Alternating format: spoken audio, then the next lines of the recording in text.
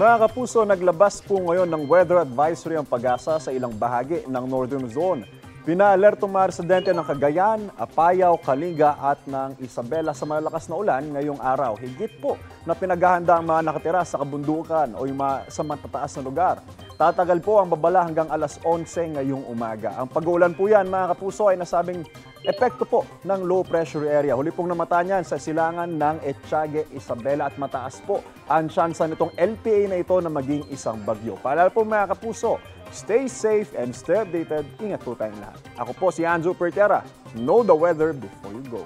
Para mag-safe lagi. Mga kapuso. Kapuso, huwag magpapahuli sa latest news and updates. Mag-iuna ka sa balita at mag-subscribe sa YouTube channel ng GMA Integrated News.